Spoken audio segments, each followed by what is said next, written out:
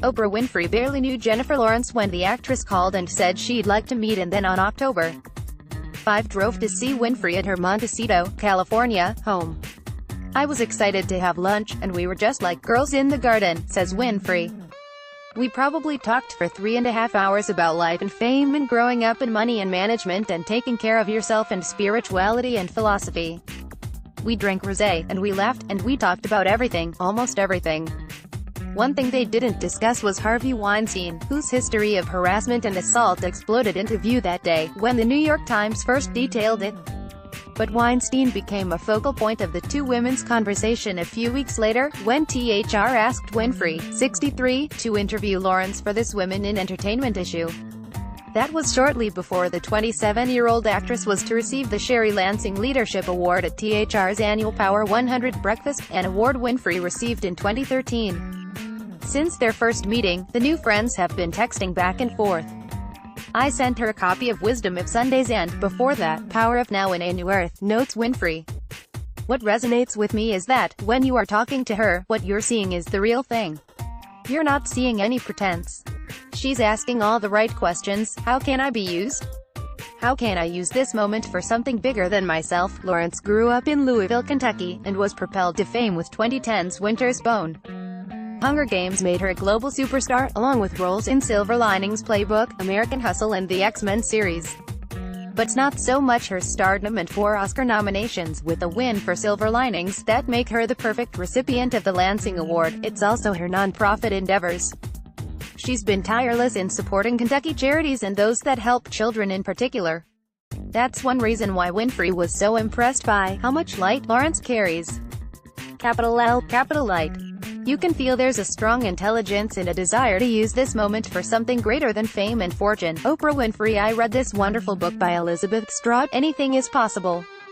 And in it, she was speaking about one of the characters who was so embittered and regretful, and the line she used was, "Because her life did not turn out the way she had expected." Is your life what you expected?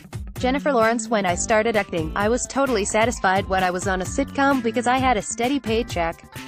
And I was like, maybe I can just find a way to be on sitcoms forever." I was totally satisfied and good. I never dreamed that I could have this kind of career. When you dreamed the dream, what did the dream look like?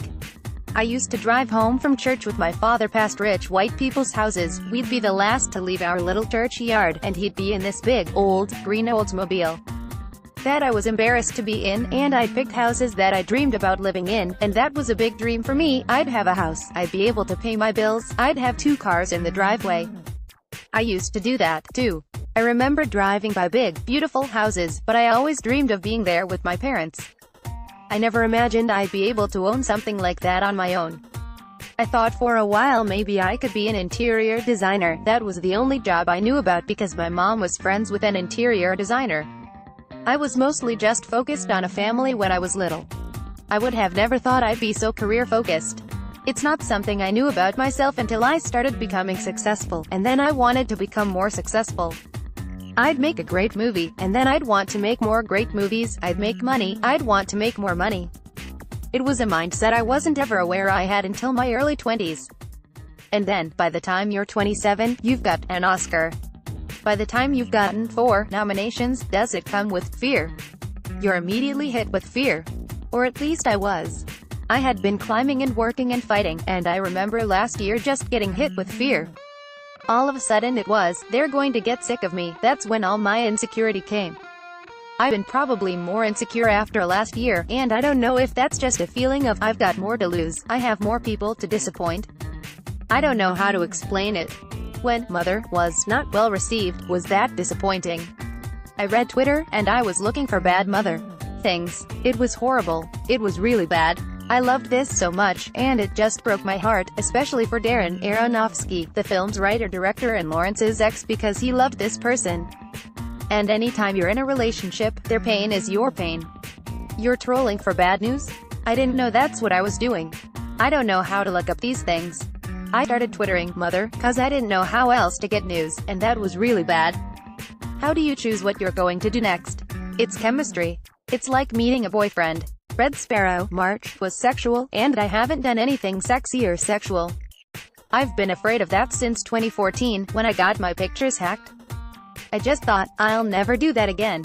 I'll never share that part of myself ever since it got shared against my will. And then when I said yes to Red Sparrow, I felt I was taking something back. When your pictures got exploited that way, did it feel like you'd been robbed? Like you came home and your whole house had been invaded? I would much prefer my whole house to have been invaded. That's what's so scary about electronic things. I have such fear with my phone and my computer and electronics. It's taking somebody's intellectual property but also my body. It was violating on